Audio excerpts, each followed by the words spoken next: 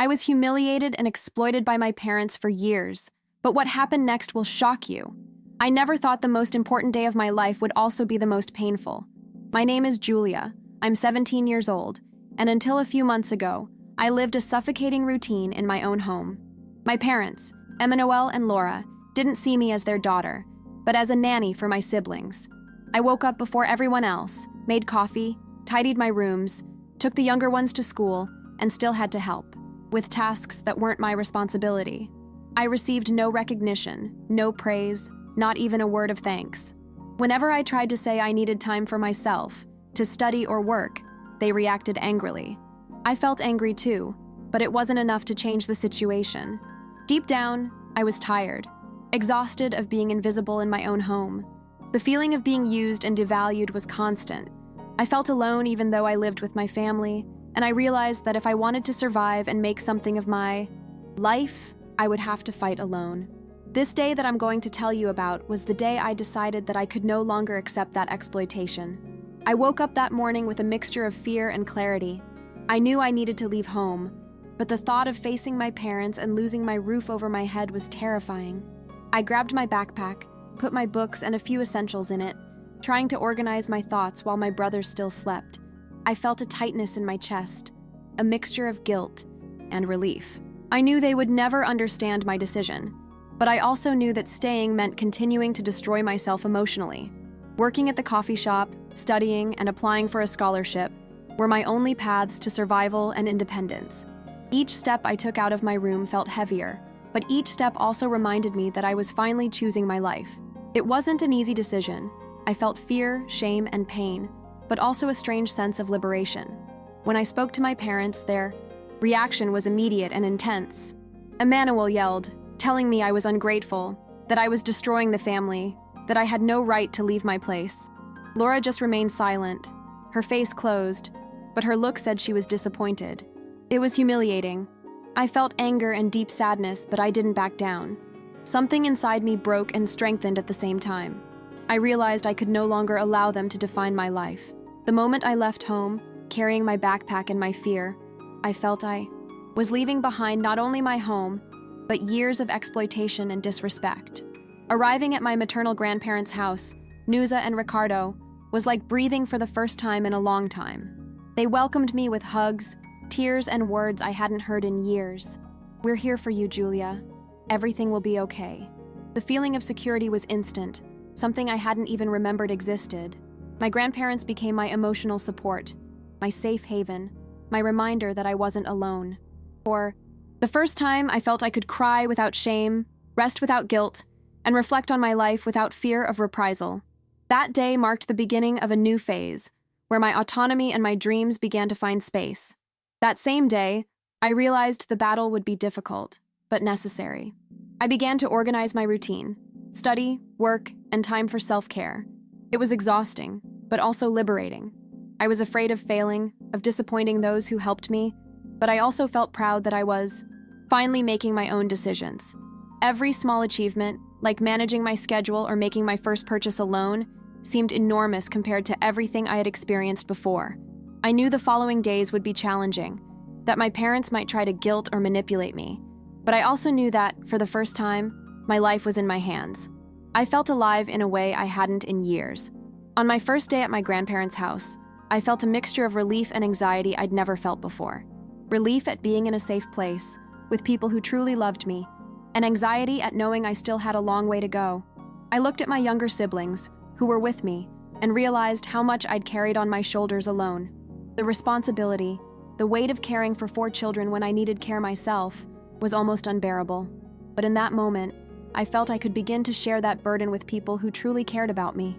My tears mingled with shy laughter, and for the first time in years, I felt I could breathe without guilt. My grandparents helped me put my life in order in a practical way. Ricardo showed me how to organize my studies and work routine, while Nuza prepared meals and talked to me about my feelings. I never imagined that feeling such consistent support could be so transformative. Each word of encouragement seemed to shatter years of fear and insecurity my parents had instilled in me. I began to believe that I deserved more, that I could be more than just that family nanny. The feeling of being valued and respected was new, strange, but wonderful. I realized that my past didn't have to define my future. That week, my English teacher, Mrs. Rodriguez, became one of the most important figures for me. She saw my hard work and guided me through scholarships and opportunities I never would have imagined. Feeling that someone truly believed in me gave me the courage to keep going, even when homesickness and the guilt of my parents' separation weighed heavily on my chest. I knew I needed to focus, learn, grow, and prove to myself that I was capable of building a better life. Every piece of advice she gave me was a step away from fear and exploitation. My friends, Megan and Casey, were also crucial. It wasn't just practical support, it was presence. It was feeling like I could laugh, cry, and be myself without judgment. For the first time in a long time, I felt I could be vulnerable without being exploited or manipulated. The combined support of my grandparents, my teacher, and my friends gave me a strength I didn't even know I had within me. I began to realize that my autonomy wasn't an act of rebellion against my parents, but a necessity for survival and growth. The real turning point came one morning when I managed to organize my studies and work in a way that had seemed impossible just days before. I sat at my desk, staring at my books, my mind clear and focused, and felt proud of myself for the first time in years. Tears came, but they were of relief and strength, not pain or guilt. For the first time, I felt I could achieve the life I always wanted, and that my choices were valid, even if my parents didn't understand or approve. That sense of control over my own life was liberating, and I knew in that moment that nothing could stop me as long as I believed in myself. In the days that followed, I realized that my life was truly changing, but that the process wouldn't be easy. I was afraid of making mistakes, of failing, of disappointing those who were supporting me. But at the same time, I felt a determination I'd never felt before. Every morning, waking up at my grandparents' house, I remembered how much I'd suffered and how much I deserved a chance at happiness. The physical exhaustion was enormous, because in addition to studying and working, I still had to help with small tasks around the house. But emotionally, I felt lighter. The feeling of being seen and recognized made all the effort worthwhile. My older siblings, Miguel and Emma, began to grow closer to me during this time. They also missed having a role model, someone who would support them without pressure. We spent hours talking about simple things, laughing at silly things, and slowly healing wounds that seemed impossible to heal. Their presence reminded me that despite everything, I wasn't alone, and that the love we felt for each other could strengthen us.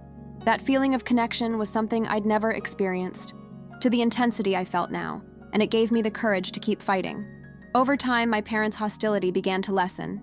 It wasn't immediate, but I noticed signs of remorse in Emmanuel and genuine concern in Laura. I don't know if that completely changed, but for me, it was enough. I didn't need their approval to continue living my life. I learned that my steps, my choices, and my determination were more important than any criticism or rejection. I began to feel proud of myself, and that feeling was so strong that nothing could erase it. My dedication to my studies began to bear fruit. With Mrs. Rodriguez's guidance, I was able to apply for several scholarships. Each application I submitted was a mixture of hope and fear, but I knew I was doing something for myself. For the first time, I felt like I was building a real, tangible future, not just surviving the present. Each small victory reminded me that I had the potential, that my story didn't have to be one of suffering alone. There were days when I missed my old home deeply, but I learned to cope. Talking to my grandparents, my friends, and my siblings helped me transform that longing into strength.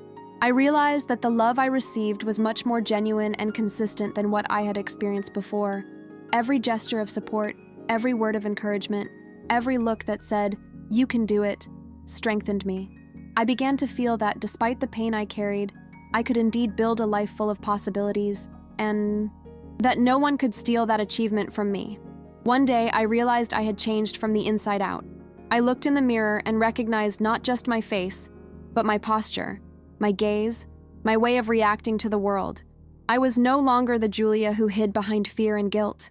Every step I took in my grandparents' house, every decision I made to put myself first, had transformed me.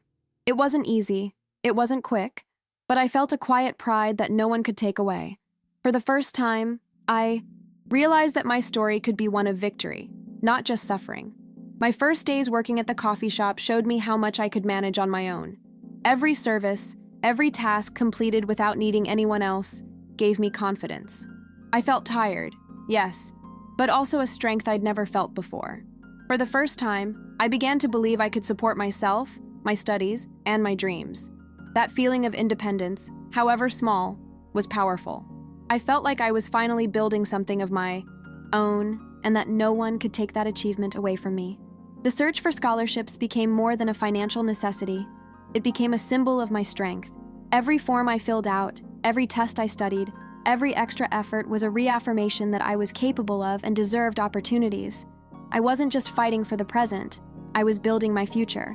Every email I sent, every positive response, reminded me that I was capable, that my dedication and effort weren't in vain.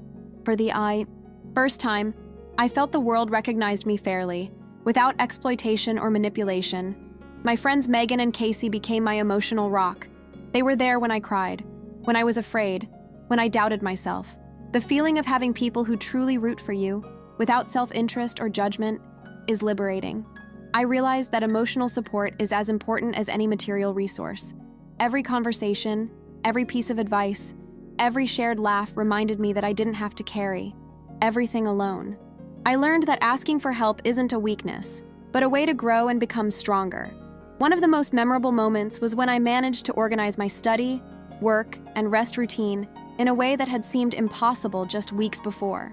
I sat at my desk, took a deep breath, looked at my books, and felt like I could finally breathe without fear. I had built my own structure, my own safe space. For the first time, I realized that life could be different, that I could create my own rules, and that no one had the right to tell me who I should be. The feeling of control over my own life was both terrifying and liberating at the same time. The day I realized I had truly won was strange and silent. I was alone in my room, studying for an important test, and I felt a peace I hadn't felt in years. I looked at everything I'd achieved since leaving my parents' house, and realized that every tear, every fear, every moment of despair had led me to this point. I had an organized routine, emotional support, recognition, clear dreams, and, most importantly, the feeling that I could live my life without fear or guilt. It was at that moment that I understood. I didn't need the approval of those who exploited me to be happy. My relationship with my parents was still complicated, but it no longer carried the same weight. I felt anger, yes, but there was also room for understanding and clear boundaries. I learned that self-respect is more important than seeking approval. Every time they tried to manipulate or blame, I was able to react firmly without giving in. This feeling of power over my own life, even in the face of those who tried to control me, was liberating.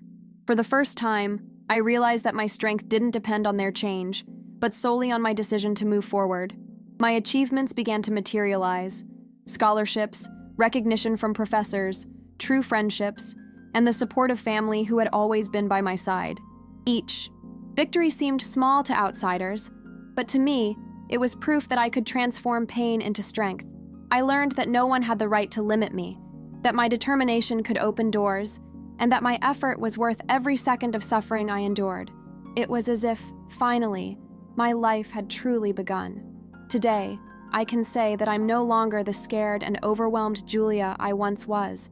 I'm a teenager who discovered her worth, found support, and learned to fight for her dreams. I still carry scars, of course, but they don't define me. They remind me of my strength, my resilience, and the importance of never letting anyone diminish me. Each challenge I've faced has brought me clarity and confidence to face the next. The life I've built, little by little, is mine, and no one can take it away. If I had to sum it all up in one word, it would be overcoming. I learned that it's possible to leave a toxic environment, seek true support, and rebuild your life with courage, even when it seems impossible. The process is painful, long, and full of doubts, but every step is worth it. Today, I have clear dreams, goals, and the conviction that I can achieve anything I set my mind to. Looking back and realizing everything I've overcome gives me the strength to continue growing, learning, and living fully. My story isn't perfect, but it's real, and every day I reaffirm that it's possible to overcome, even when all seems lost.